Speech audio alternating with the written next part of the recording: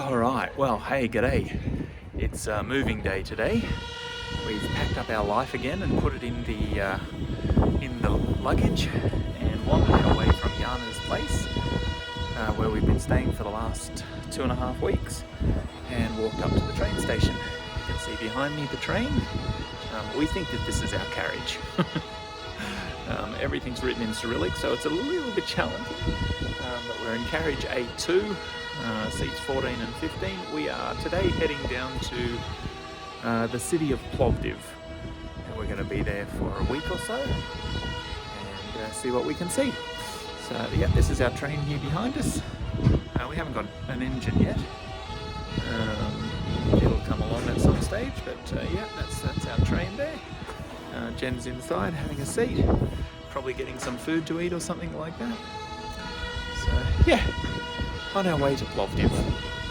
So I'll give you a little tour. This is our first class carriage.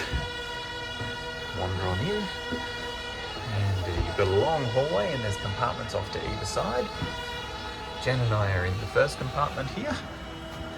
There's Jen, and it's a compartment with 6 seats. Dodgy stains on the seats. First class. This is first class. Our bags are up top there, Jen's and mine.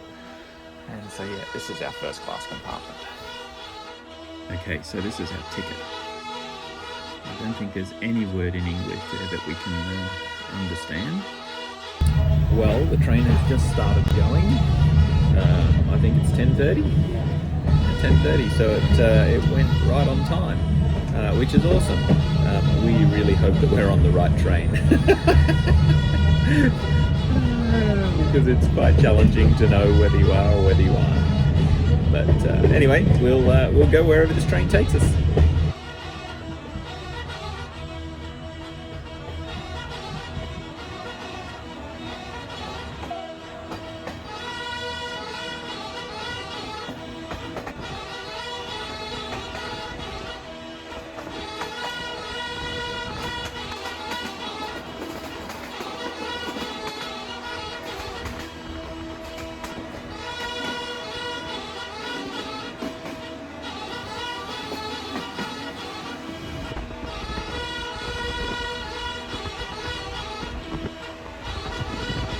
This is our train that's just brought us down. We've just got here to Plovdiv. This is the engine that's finally attached to the train. Welcome to Plovdiv. We have just arrived at our Airbnb apartment here in Plovdiv. The apartment belongs to a lovely man named Felix. And come on in and I'll show you what it looks like. Oh, there's Jen. Oh. Through the door. Alright, down there. Shut the door. Down a couple of stairs here. You can see behind me the kitchen. You can see Jen. In that room there is the bathroom and the toilet. Shower, toilet, everything that we need there.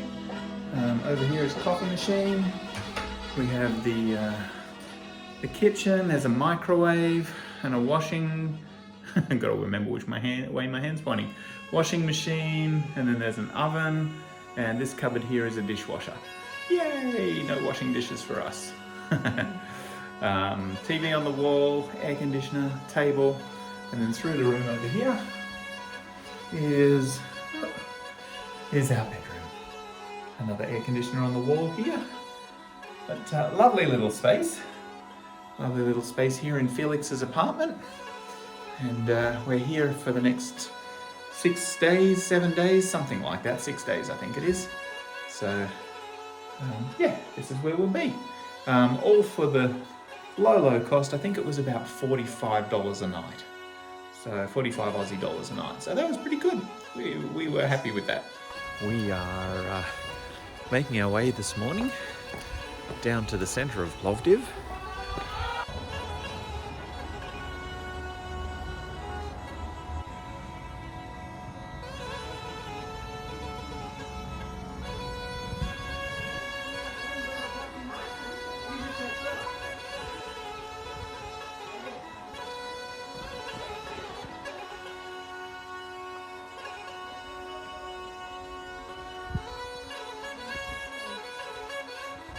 This here is the eastern gate to the old centre of town, or to the old town. Built in the 4th century BC by King Philip. The original name of Plovdiv was Philippopolis. And King Philip, who you probably don't know or haven't heard of, was the father of Alexander the Great.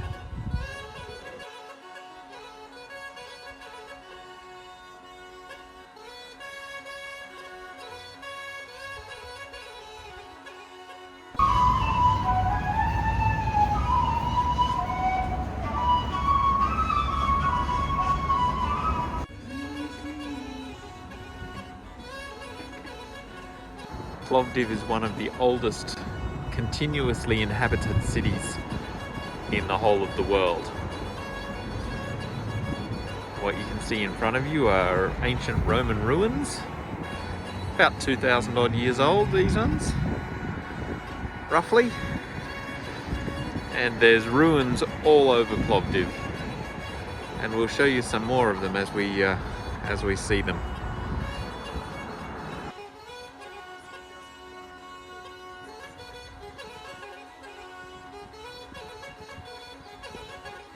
So Plovdiv is known for the fact that it has 7 hills. Well, in fact, it used to be known for the fact that it has 7 hills. It actually currently now only has 6 hills, because back in the early 1900s, the government decided to sell off one of the hills to private enterprise, which promptly filled it up with TNT and blew it up. They were after the granite rocks and granite stone that the hills were made of. So there are only 6 hills in Plovdiv now, not 7. Anyway, we are currently making our way up one of the hills. We're going to a monument, a statue up the top called Iosha, I think is how it's pronounced. Iosha. And it is a statue of a Soviet soldier, and I'll show that to you as we get up a little bit closer. Right, I've just realized that I said it completely wrong. It's Aloysha, A-L-Y-O-S-H-A, Aloysha is where we're heading to. We'll show you once we get up to the top of the hill.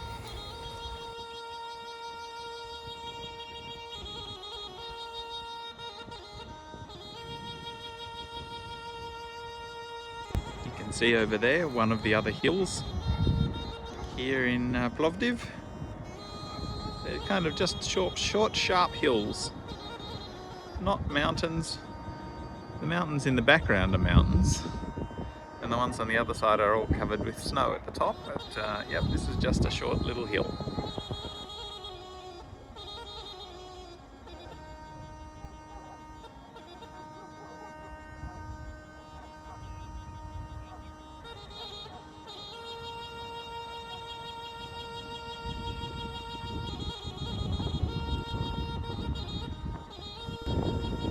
So the statue in front, I'm really sorry, it's going to be a little dark because the sun's on the back of him, not the front of him.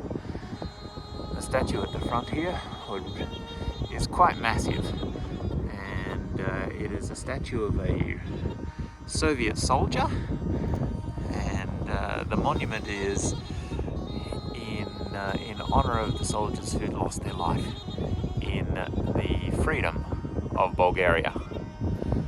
Standing on the top of the hill here and looking out over the city. We live down over there. If I zoom in for you, I'm just trying to work it out. I didn't work it out before. I think it's like that building there with the grey roof, or something like that anyway.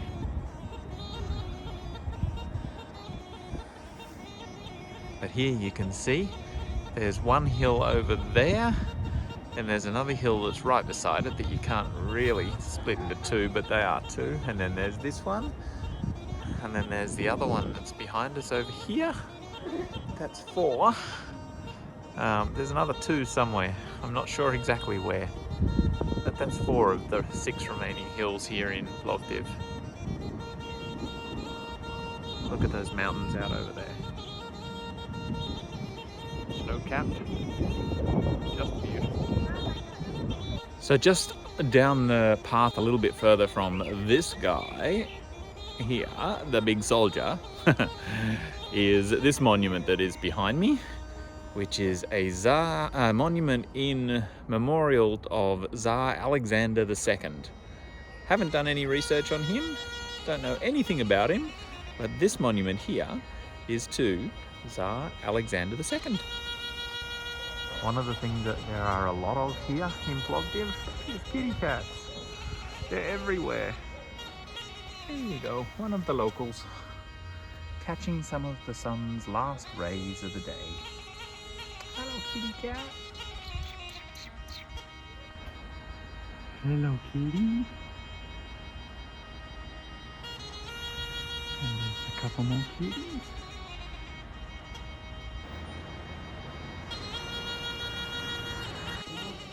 So in 2019, Plovdiv was called the European Capital of Culture. And then, sadly, in 2020, they kind of lost all of their momentum because COVID hit and everything shut down.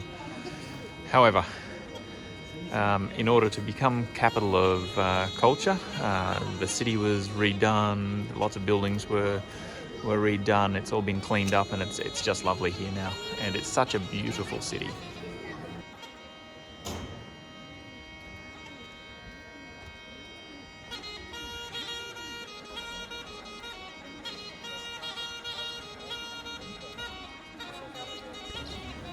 These ruins that you see here in front of you are the ruins of the ancient Roman stadium. I'll show you a model of it shortly, just to give you an idea of what it was. But here it kind of looks a little bit like an amphitheater, but it's actually a stadium where they used to hold gladiator fights and chariot races and all that sort of stuff. So this here is the model of the ancient Roman stadium. This section right at the end here is the bit that you can see that's been uncovered. The rest of it is said to be all there in its actual state. However, it's under the buildings and under the rocks and that. And whilst, archaeological finds and things like that are public property, all the buildings that are above it are private property, so they can't go and start excavating because of all the buildings that are currently there. However, what the guide did tell us yesterday was that if you go into the basement of all of those buildings, you can see the bottoms of all of the stairs and everything like that you can see here in the stadium. So it is definitely there, and it continues on. The other thing is the the facade there, which is at the end of the stadium. It isn't in place anymore. It's actually been moved to the Ethnographic Museum. So if you go to the Ethnographic Museum here, you can see that actual facade. This building that you see over here is called the Zumaya Mosque. It is the central mosque here in Plovdiv. Look at that great minaret there. It's unreal. So this is the inside of the mosque, just here. Looks like we're the only ones that are currently here. We'll talk quietly and just show you around.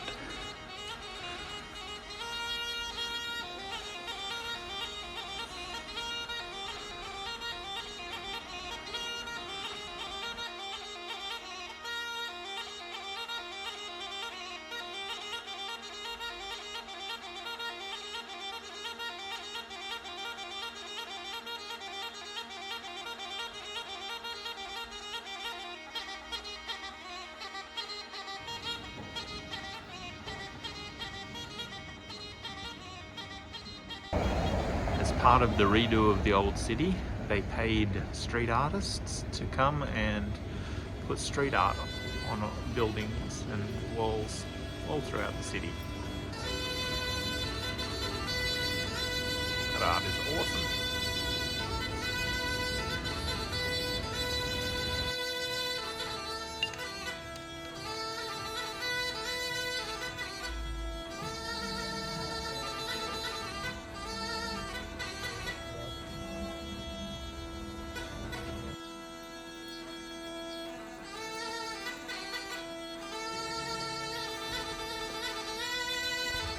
We've come to the high point here, the highest point in the old city, or the old section of town.